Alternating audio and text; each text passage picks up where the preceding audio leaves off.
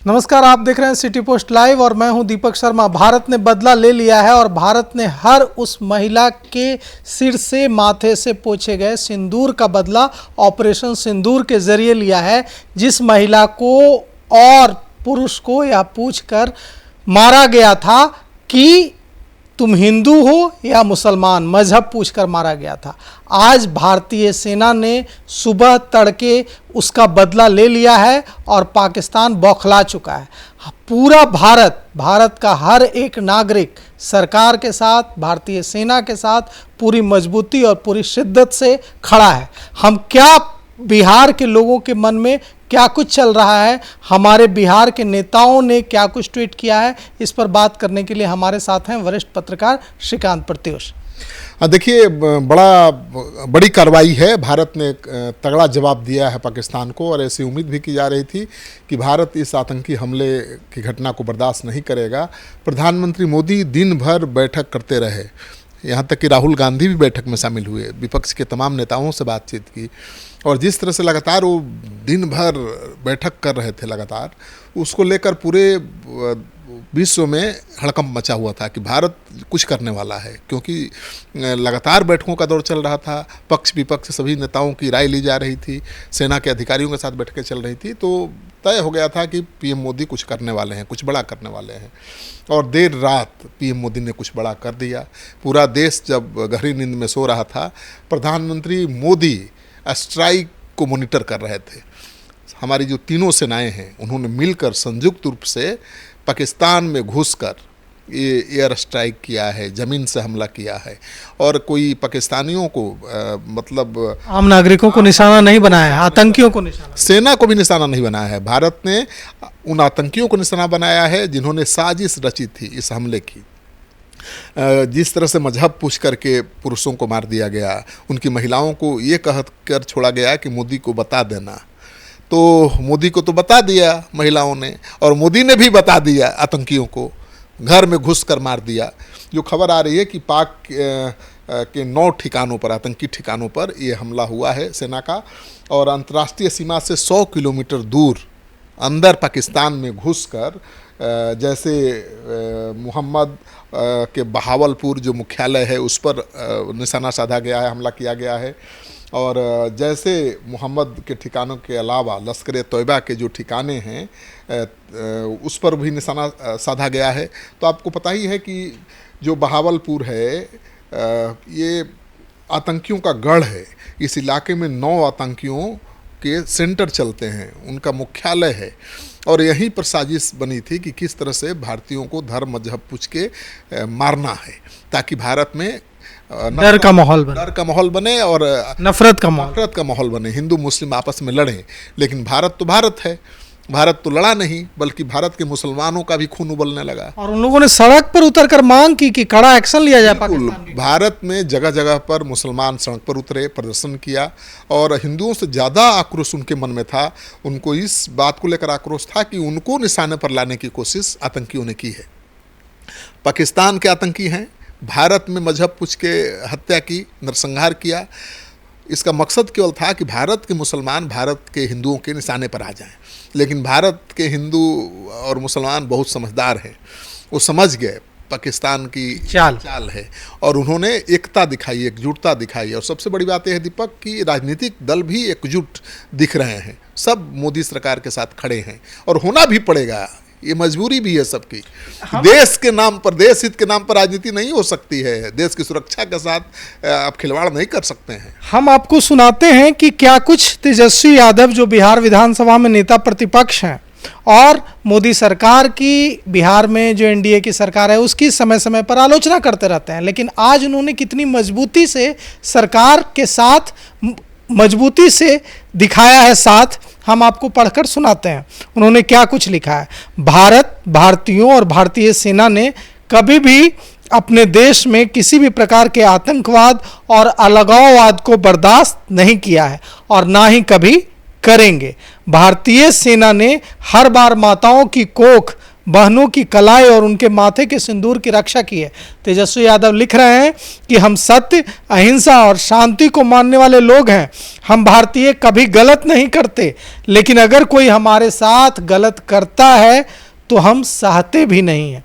तेजस्वी यादव लिख रहे हैं कि आतंकवाद को पोसने वाले लोग यदि हमारी एकता, अखंडता और संप्रभुता पर प्रहार करेंगे तो हमें एकजुट होकर मुंहतोड़ जवाब देना आता है।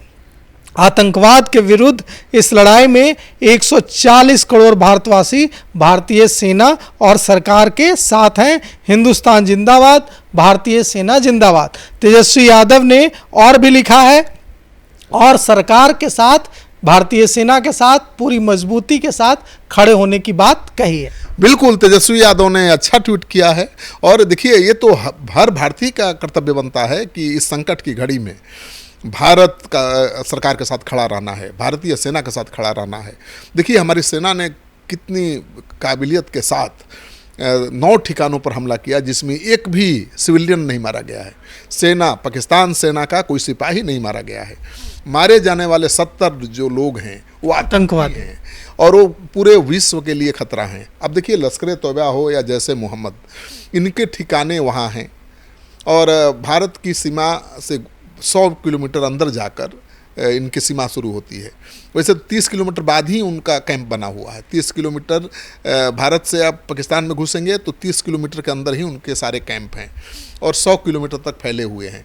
क्या पाकिस्तान को नहीं पता है कि आतंकी हमारे इलाके में कैंप चला रहे हैं, मुख्यालय चला रहे हैं? सब पता है। क्या आतंकियों को पाकिस्तान सेना का साथ नहीं मिल रहा है? मिल रहा है। लेकिन भारत ने बहुत संयम बरता है और बड़ी समझदारी के साथ। देखिए, हमारी सेना है, हमारा खुफिया तंत्र है, वो तो सब कुछ जानता है कि पाकिस्तान में क्या हो रहा है, लेकिन मौका आने पर ही जवाब दिया जाता है ना। पाकिस्तान ने चोर की तरह घुस करके हमारे भाइयों को मारा, यहाँ पर दंगा फसाद कराने की कोशिश की, लेकिन हमारी सेना ने चोरी से नहीं, सीना तान कर हमारी सेना घुसी 100 किलोमीटर अंदर पाकिस्तान के, और जो तैबा मुरीद जो ठिकाना है लश्कर तैबा का, उस पर हमला किया, उसको नेस्तनाबूद कर दिया। और दूसरा हमला किया जैसे मोहम्मद के ठिकाने पर जो बहावलपुर में है, वो मुख्यालय है, तो आतंकियों का मुख्यालय चल रहा है, उनका प्रशिक्षण चल रहा है, हजारों हजार आतंकी वहाँ पर शरण लिए हुए हैं, भारत के खिलाफ साजिश कर रहे हैं, पाकिस्तान को पता नहीं है। तो भारत ने कोई युद्ध नहीं छेड़ा है पाकिस्तान के साथ, भारत ने तो युद्ध छेड़ा है आतंकियों के खिलाफ, और इसमें तो पूरे विश्व को भारत का साथ देना चाहिए, क्योंकि ये आतंकी केवल भारत के लिए ही खतरा नहीं है दीपक, ये तो अमेरिका के लिए भी चुनौती है, पूरी दुनिया के लिए, मानवता के लिए चुनौती है। और ये तो दिखा चुके हैं कि किसी के नहीं है। अमेरिका में क्या हुआ, वहाँ पर भी यही आतंकी थे, इन्होंने ही जाकर हमला किया, और अमेरिका ने कैसे घुस के मारा ओसामा बिन लादेन को, पाकिस्तान में ही मारा, पाकिस्तान में घुस के मारा। तो हम क्यों नहीं मार सकते? हमारे भारत में जो आतंकी हमले कर रहे हैं आतंकवादी, उनको क्यों नहीं मार सकते? हम युद्ध नहीं चाहते, हम आम पाकिस्तानियों को नहीं मारेंगे, हम पाकिस्तानी सेना पर भी हमला नहीं करेंगे जो साजिश के पीछे मजबूती के साथ खड़ी है। हम तो जवाब जैसे को तैसे के अंदाज में देंगे, और भारतीय सेना ने जवाब दिया है। पूरा देश जब गहरी नींद में था, निश्चिंत लोग सो रहे थे, प्रधानमंत्री पीएम आवास में जग रहे थे और पूरे ऑपरेशन का मॉनिटरिंग कर रहे थे। पूरे ऑपरेशन पर रात भर नज़र बनाए रखे, और अजीत डोभाल लगातार उनको पल पल की जानकारी दे रहे थे। तो हमारा प्रधानमंत्री रात भर जग रहा है, तब तो देश गहरी निद्रा में सो रहा है। हमारे सेना के जवान पहरा दे रहे हैं अपनी रात की नींद उड़ाकर, तब तो हम आराम से अपने घरों में सो रहे हैं और यहाँ बात कर रहे हैं। तो भारत की सेना को सलाम, भारत की सेना को सलाम, उसने तगड़ा जवाब दिया है पाकिस्तान को। और अभी तो शुरुआत है दीपक, अभी सैकड़ों ऐसे आतंकी ठिकाने को आइडेंटिफाई कर रखा है भारत ने, और अगले 24 घंटे बहुत क्रूशियल हैं पाकिस्तान के लिए भी और भारत के लिए भी, क्योंकि पाकिस्तान भी चुप नहीं बैठेगा, वो भी पलटवार करेगा, वो भी आतंकी हमला करने की कोशिश करेगा। उस बात को ध्यान में रखते हुए भारत की सीमाओं से लगे हुए जितने भी देश हैं, चाहे वो नेपाल हो, बांग्लादेश हो, हर सीमाओं पर कड़ी सुरक्षा व्यवस्था कर दी गई है। नेपाल और भारत की सीमा पर भी बहुत कड़ी व्यवस्था, कड़ी निगरानी की जा रही है। तो भारत सरकार अलर्ट है, सेना अलर्ट है। हर हमले का मुंहतोड़ जवाब देने के लिए। और मुझे जो खबर मिल रही है कि पाकिस्तानी जो सेना के चीफ हैं, इस हमले के बाद उन्होंने तो उनकी पतलून ही गिली हो गई है। अब कहीं पाकिस्तान में सत्ता परिवर्तन न हो जाए, क्योंकि पाकिस्तान में तो यही होता है, जब पाकिस्तान के आतंकी भारत पर हमला करते हैं तो तालियां बजती हैं, जब पाकिस्तान पर भारत जवाबी कार्रवाई करता है तो पाकिस्तान का हुक्मरान बदल जाता है। तो अभी बहुत उथल पुथल होने वाली है, 24 घंटे बहुत क्रूशियल हैं। और भारत सरकार तो पूरी तरह से तैयार है। आज तो रिहर्सल भी है, आज मॉक ड्रिल है देश के कई शहरों में, आज पटना में भी है, पटना में भी है और देश के कई शहरों में। आज बिजली कटेगी पटना में भी और सायरन बजेगा बिल्कुल। तो इसका मकसद ये है कि लोगों को तैयार रखना कि युद्ध की नौबत आ जाए तो सायरन बजने पर क्या करना है, कैसे अपनी सुरक्षा की व्यवस्था करना है, कैसे अपना जगह बदलना है, किस तरह से चुप्पी साध लेना है, लाइट ऑफ कर देनी है और सुरक्षित जगहों पर चल जाना है, और कैसे प्रतिक्रिया करना, कैसे रिएक्ट करना है, कैसे जवाब देना है। क्योंकि केवल सेना ही लड़ाई नहीं लड़ती है। युद्ध जब शुरू हो जाता है दो देश में, आम नागरिकों का अहम रोल होता है, उन्हें लड़ाई लड़नी पड़ती है दीपक। सेना तो बॉर्डर पर लड़ती है ना, भारत के अंदर तो लड़ाई हमको आपको लड़नी पड़ेगी। तो उसकी ट्रेनिंग भी शुरू हो गई है, लेकिन कोई नहीं चाहता, भारत तो बिल्कुल नहीं चाहता कि युद्ध हो। भारत तो यूक्रेन में जो युद्ध हो रहा है रसिया, उसके भी खिलाफ है। बड़ी बात देखने को मिली कि कैसे देखिए पूरा विश्व का एक एक देश भारत की इस कार्रवाई में भारत के साथ खड़ा है। वो तो रहना पड़ेगा ना। भारत ने पाकिस्तान के आम नागरिक को थोड़े नुकसान पहुंचाया है, भारत ने पाकिस्तान सेना पर थोड़े हमला किया है, भारत ने युद्ध थोड़े ही छेड़ा है। भारत ने तो आतंकी के खिलाफ युद्ध छेड़ा है जो पूरे विश्व के लिए खतरा है। ये काम तो अमेरिका, चाइना सबको मिल के करना चाहिए। और देखिए जो पाकिस्तान है, पाकिस्तान अधिकृत जो कश्मीर है, पीओके, वहाँ पर देखिए ना क्या है, वहाँ मुसलमान जो हैं कितने दुख में हैं, कितने दुखी हैं, कितने आतंकित हैं। वो छुटकारा चाहते हैं पाकिस्तान से, वो भारत के साथ आना चाहते हैं। तो ये मुझे लगता है कि बलूचों को आज़ाद कराने का ये सही मौका है। भारत सरकार और पीओके को भी आज़ाद कराओ, बलूचों को आज़ाद कराओ। यार जिस तरह से बांग्लादेश को इंदिरा गांधी ने आज़ाद कराया था ना भाई, बांग्लादेश को कौन आज़ाद कराया था? इंदिरा गांधी ने कराया था, भारत ने कराया था। तो मोदी तो और तगड़ा पीएम है, उनकी छवि और 56 इंच वाली सीना है, और उन्होंने दिखा दिया कि वो सीना है कार्रवाई करके। तो उनको तो बलूचों को भी आज़ाद कराना चाहिए और जो पीओके है उसको भी आज़ाद कराना चाहिए। सही मौका है। और पीओके में, कश्मीर में क्यों होगा जनमत संग्रह? पीओके में क्यों नहीं होगा? आप पीओके में जनमत संग्रह करा लीजिए। 90% लोग चाहते हैं कि वो पाकिस्तान से अलग हो जाएं, वो भारत के साथ आना चाहते हैं। भारत के साथ नहीं भी आए तो उनको अलग राज्य देश बना दीजिए, जिस तरह से बांग्लादेश बना, पाकिस्तान से भारत ने ही किया। तो मुझे लगता है कि सही मौका है और मोदी चुप नहीं बैठेंगे। पाकिस्तान को करारा जवाब मिलेगा, मुंहतोड़ जवाब उन्होंने दिया है। और अगले 24 घंटे बहुत क्रूशियल हैं दीपक। हम सबको सावधान रहना चाहिए और जो मॉक ड्रिल हो रहा है उसको बहुत सावधानी के साथ सफल बनाना चाहिए।